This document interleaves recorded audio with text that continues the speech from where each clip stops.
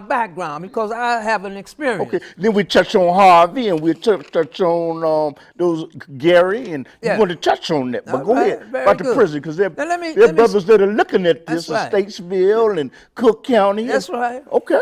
Let me say this to you. They asked for volunteers. We went to what they call student imams class.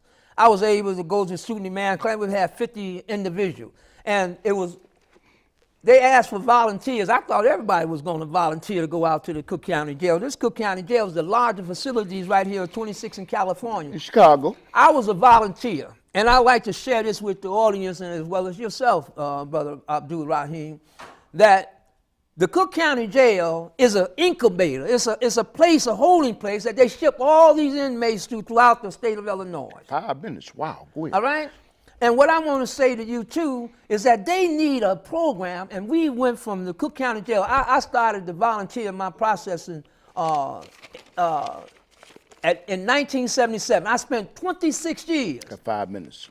26 years in the Cook County Jail, and from being a volunteer, I became a coordinator. From a coordinator, I became assistant, a chaplain. From assistant, I became a chaplain, and eventually I became the staff chaplain of the Cook County Jail. Wow. And I watched from Division 5, they built almost 11 divisions. One of them looked like it needed to be downtown. Division 11, it's one of them ultra modern type of facility.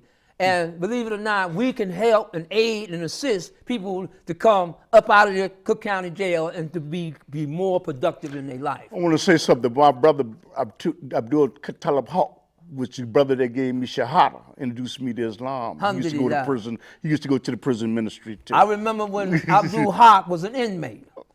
And guess what? What? William Bilal, the one just passed, Yeah, I was know. the one in Division 6. And William Bilal was one of my volunteers that was over in Division 6. He recruited him and Abdul Khalid from the north side, Masjid Dawa. Yes. And guess what? Those brothers are very productive in the life of Islam in Chicago. Yes, we got 3 minutes. You want to touch on Harvey, Gary. All right. What we're trying to do in Chicago first, we're going to try to get a mobilized men to go to work from 15 to 25 to get them to work, food, clothes, and shelter.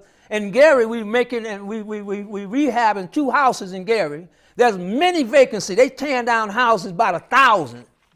And in Harvey, the same thing. It's gloom town.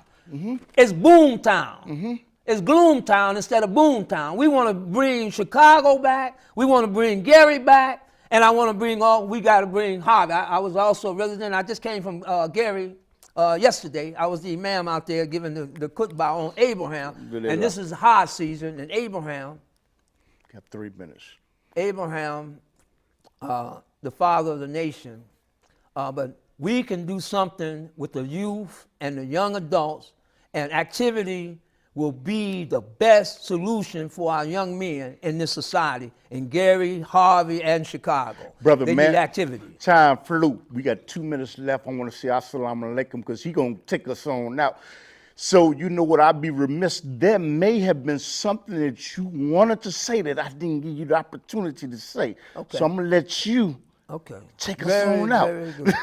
I would like to inform the audience, we got to get busy. And I want to share this with you. I was at one point, maybe a year or two ago, I became homeless. And it was during Ramadan, and I think this is very significant. During Ramadan, the first day I went to the Nation of Islam, and I was going to break my fast over there.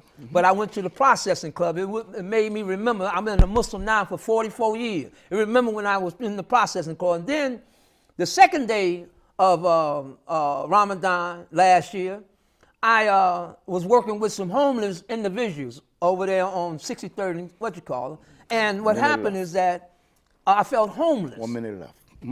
I felt homeless, hopeless, and helpless. I said the only thing that will keep me from being hopeless, helpless on the third day of Ramadan is to be productive. We got to be productive. These individuals got to be productive. And we can't let no grass grow up on our feet. And I hope I didn't over. No. I got 3 seconds. case. I want to 3 minutes. So I want to say we got 3 minutes left. Okay. You got 3 minutes, 2 minutes. But I want to tell everybody, you know what? Watch the Underground Railroad every Saturday night. After you look at the news, get the real news. That's right. And you said, now I sound like a commercial. on the Underground Railroad That's television show. So, will you come back to the Underground Railroad television show? Yes, I will. I'll be glad to. Okay. And see, you got 2 more minutes. Our minute left. Say, Right. Let me give a share this with you. message. Today I read about the Southern Railroad. Minute left. And believe me or not, I am a railroad man. I used to work right down on 11th and Lombard, right down here at the Penn Central Railroad. They evolved to the Amtrak. I worked for Amtrak for 15 years. I was one of the youngest upholsters down at the Roosevelt Road as an upholster. I did carmen. I was a carpenter. I worked with brakemen, and I even looked at the history of the railroad. Most of the railroads that was built, and that was the Underground Railroad, that the slaves, but they used to, they built the railroads. Okay. The tracks, if you realize that John Henry, working on the railroad, these are songs that slaves sung. And they was out there building these great tracks. And right now it's one of the major industries in America, railroad. This is a quick question, but it's a long question. Is Islam the only hope for the society and culture? Islam is the only solution, the only answer to our problem here in America. A race problem, a social problem, an economic problem, a religious problem.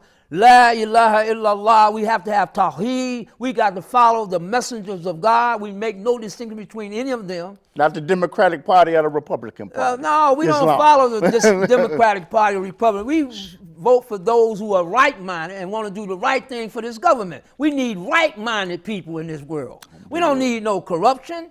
We don't need no political corruption. And to the, my message is to the brothers out here that has these liquor stores and they Muslims and they selling pork to the brothers and they selling alcohol to the brothers. That's not One good. thing I would say about the mosque over there on 37th from Calumet, they will go out there and speak to the shop owners. That's right. Okay, so that's the imam over there is Abdullah. Abdullah Matyun. Yeah, okay. And I would like to say assalamu alaikum. Wa alaikum assalam. Glad to have you on your show. Alhamdulillah. Alhamdulillah. Underground Railroad. Okay, brother. And you know what? I appreciate it, man. Alhamdulillah. Is it off now? It's just about off. And you know what? I want you to, if you like this video, press share on Facebook and YouTube and share this with somebody. I will. To the listening I think audience. I went a little bit. Assalamu alaikum. Wa alaikum assalam. I think I got